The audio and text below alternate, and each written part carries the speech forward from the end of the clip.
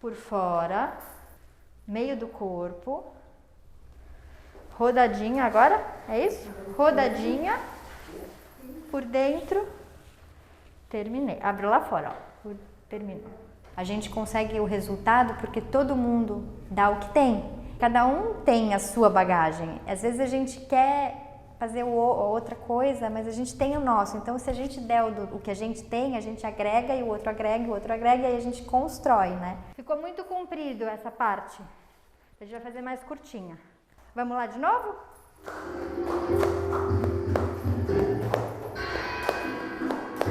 Meus avós eram ciganos, por parte do meu pai, né? Então, já tem aquele dom, né? Para cigano, né? De dança. Ficou bom, só ficou muito comprido. Pode ficar um pouquinho mais curtinho naquela parte, tá bom? E aí depois todo mundo... O que você fez estava ótimo, eu digo, ficou muito comprido na música. Pode ser um pouquinho mais curtinho, porque todo mundo fez mais curtinho. Uma pessoa do grupo, que é uma amiga minha, me chamou para fazer que eles iam precisar de uma dança cigana aqui no balé, né? Eles balé atrás e a dança cigana misturada, né? Eu acabei ficando no grupo, gostei, até hoje estou. O Newton é maravilhoso, ele ensina muito bem, sabe? Muito paciente com a gente. O meu forte, na verdade, não é o clássico, é mais pro jazz. Mas como o jazz é um pouco mais rápido, muito mais batida, né? Mais impacto, eu fui pro lado da expressão corporal, que na verdade é o neoclássico. Que eu gosto muito, é um estilo que eu acho bacana, né? Eu curto bastante. E também das músicas, né? Que você acaba escolhendo as músicas. E a terceira idade, ela tem isso com elas, né? Elas gostam, não é qualquer música que você pode, na hora de um alongamento, ou você dando o balé para a terceira idade, que tem um grupo forte da terceira idade que eu estou dando aula. Eu vim de uma família muito pobre, na cidade de Duque de Caxias, Rio de Janeiro. E eu sonhava ser bailarino, né? Eu não sei nem de onde que saiu isso, que da minha família ninguém gostava. Era só karatê, correr, musculação. E eu falava, não era isso que eu queria. Mas eu sabia que eu queria trabalhar a dança, não sei. Foi um dom, uma dádiva que Deus me deu. Eu não sabia como aproveitar. Daí eu fazia balé até escondido, né? Que o pessoal não aceitava, minha família não aceitava. Saía escondido da minha mãe, pulava a janela, fazia um monte de coisa. Quantos anos você tinha nessa época? Uns 9 anos de idade. A primeira professora gostou muito de mim, mas eu senti que não era aquilo que eu queria. Fui procurar uma outra professora. Aí eu não precisava ir tão longe, era no meu bairro mesmo, uma professora chamada Helena, que eu jamais vou tirar ela da minha mente, era minha musa. Foi ela que me deu toda a estrutura. Ela sempre falava para mim, o bailarino está no sangue. E eu tentava entender o porquê que ela falava isso para mim. E ela via isso em mim. Que ela, quando eu dançava, ela falava, você não dança, você se transforma quando você está dançando. E isso é muito legal, ela falava para mim. Aí já não podia pagar mais, eu tive que sair da academia. Saí chorando, saí triste. Mas eu falei, eu não vou desistir. Aí eu começava a fazer aula sozinho, dar aula para as crianças do bairrozinho lá onde eu morava. Até que um dia eu dancei na rua, nunca vou me esquecer disso, com uma aluna, uma colega minha chamada Alessandra, que eu fui aplaudido por muita gente. Foi ali que o povo começou a entender que o bailarino tem que acabar com esse preconceito, né, de homem não fazer balé. Se você quer ser alguém, se você quer o que você quer, você tem que lutar, você não tem que olhar para trás. Então foi aí que eu comecei a decidir. Falei, pronto, agora eu vou fazer o que eu gosto, não interessa a opinião dos outros. E aí eu comecei a fazer balé, procurar alongamento, aquelas coisas todas, e comecei a me qualificar, né?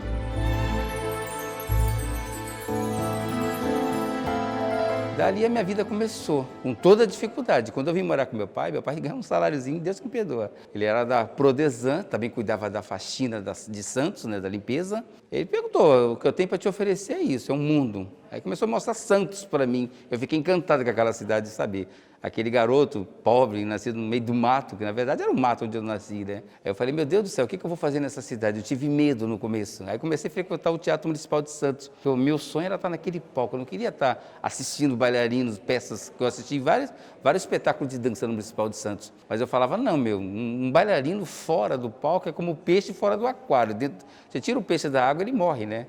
E eu falava, não, eu acho que eu sou esse cara que tem que estar lá naquela iluminação, sabe? Naquele holofote, os olhos, aquele público te assistindo.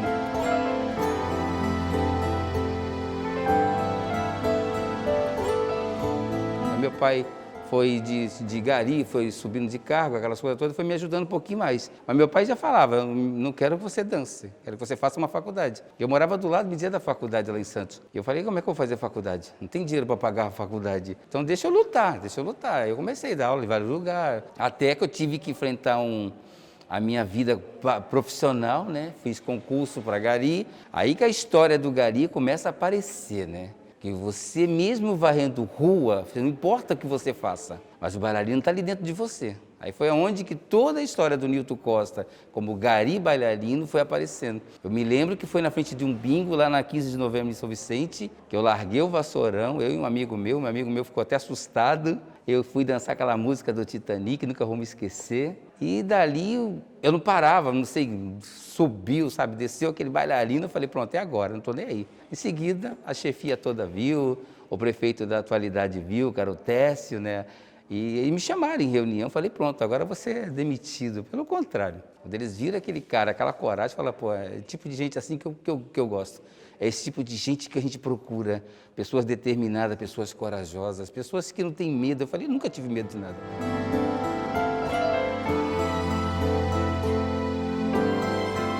Hoje eu estou, por causa da pandemia, eu chego na cultura, né, na Secult, às 9 horas, né? Então, 8 horas, 7h30 da manhã já estou de pé, tem que fazer. Não tomo cafezinho, não tomo nada, porque não dá tempo. Eu chego aqui umas 6h20 e vou até às 9 horas da noite. Depois vou para minha casa cansado, mas vou feliz porque eu dei uma senhora aula para essa minha terceira idade. E elas não faltam, elas cobram isso de mim, bacana isso daí. Eu também não gosto de faltar aula com elas. Você tem que ter responsabilidade, você tem que ser pontual com elas, né? Terceira idade tem muito isso. Então, é o que acho que não tem dinheiro que paga, sabe? Não tem dinheiro que, como é que se diz, que cubra isso, sabe? Esse carinho que eu recebo delas. É um mimo, né, até. Eu conheci a terceira idade, na verdade, foi em São Vicente, na encenação. O professor que dá aula para a terceira idade, não adianta você vir com toda a técnica, com toda a experiência, com toda a bagagem. São crianças, são meninas, são meninos que também chegou a uma certa idade que quer toda a atenção sua.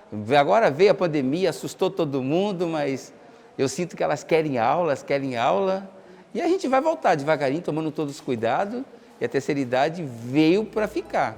Eles não vão abaixar a cabeça.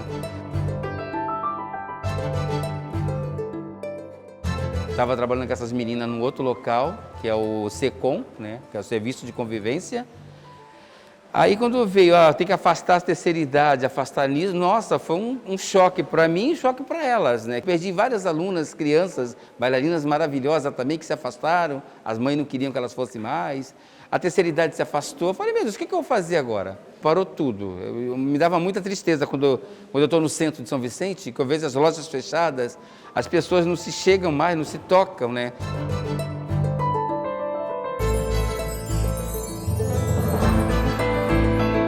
Eu já vinha dando aula para as crianças carentes lá da área do SER e SECOF.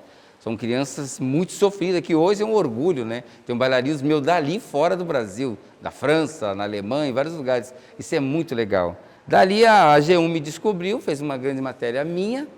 Em seguida veio a Globo, veio o Balanço Geral de São Paulo, veio a Bandeirante, foram várias TV, inclusive uma revista, né? Veio nesse dia também. Uma das meninas lá da Globo, do programa da Fátima Bernardes, me ligou, isso era umas 9 horas da noite, meu pai ainda era vivo, né? Meu saudoso pai, que eu sinto maior saudade dele, né? Há 2 anos, 2015, 2000, por aí. Aí eu fiquei nervoso, né? Porque eu achava que era brincadeira. Falei, poxa, a Bandeirante está atrás de mim, a SBT, um monte de televisão, inclusive a SBT também com o Gugu. Aí eu falei, meu Deus do céu, o que eu faço agora? Ela falou, não, vem, poxa, nós vamos te dar uma força, a Fátima quer te conhecer. Aí eu aceitei o desafio, mas eu não tinha um medo danado de viajar de avião, eu quase que eu não aceitei de ir para a Fátima. Falou, não, a gente vai mandar tua passagem, aquelas coisas todas, eu achando que era brincadeira ainda. Aí meu pai, muito inteligente, né, portuguesão, né, falou, você vai primeiro para a Fátima. Aí daí criei coragem, aceitei, mandaram a passagem, me levaram de carro e tudo, dirigindo até o aeroporto. Eu lá peguei o avião sossegado, com medo danado. Cheguei no Rio de Janeiro, todo perdido, não sabia para onde que eu ia, já tinha uma plaquinha lá me chamando lá, Fátima Bernardes, eu já fui. Aí me hospedaram num hotel bacana, janta, tudo direitinho. Quando ela começou a entrevista comigo, ela me pegou do nada, sabe? Eu não estava esperando. Quando ela veio e me colocou no meio de Carol Castro, Bárbara Paz, aquela turma toda lá, né? Falei, meu Deus do céu, o que eu estou fazendo aqui? Deu hora de dar vontade de até correr, né? Falei, eu vou fugir, vou embora. Daí eu falei, agora já era, agora eu já estou aqui, agora eu vou ter que fazer o que eu tenho que fazer. Aí começou as perguntas dela, muito bacana. Ainda mais que a Carol Castro, no final da entrevista, ela falou que era minha fã. Eu falei, nossa, isso aí foi o máximo da minha vida. E a Fátima me surpreendeu. No meio de tantas pessoas tão importantes, por que ela escolheu o simples gari para tirar a foto que ela queria? Que aquela foto, é por isso que eu não tiro essa foto dela. Porque foi ela que me pediu para tirar aquela foto, não foi eu que pedi. Eu fiquei na minha, fiquei com medo, assustado de tantos artistas, gente importante. Ela falou, Nilton, vem aqui. Aí ela, vamos tirar uma foto nós dois. Aí eu tirei aquela foto, por isso que essa foto marcou muito para mim. Eu não tiro essa foto nem por essa brava, já me pediram para tirar, mas eu não tiro.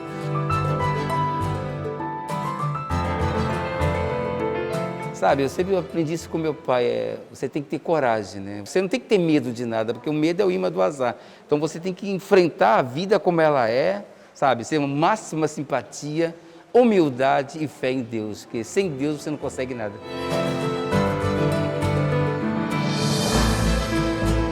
A dança é, como eu sempre falo, você pode estar com qualquer problema na sua vida, quando você dança, parece que você se transforma, sabe? Parece que a tua alma, o teu espírito sai de dentro de você. Eu, pelo menos, quando eu estou dançando, eu sinto isso.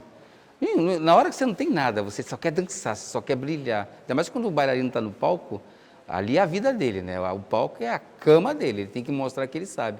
Eu já não sou mais bailarino agora, né? Já passei da idade, mas eu ainda tenho aquele bailarino dentro de mim, que às vezes alguns movimentos que eu faço, eu sinto que quem assiste fala, caramba, não é ele que está ali.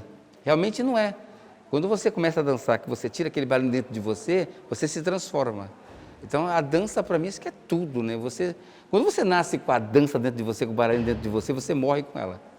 O exemplo da Ana Maria Botafogo. Você morre com aquilo ali dentro de você. Ninguém tira de você. Acho que só Deus mesmo.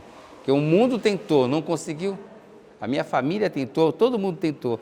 Então a dança está no sangue, não adianta, ninguém tira isso de você.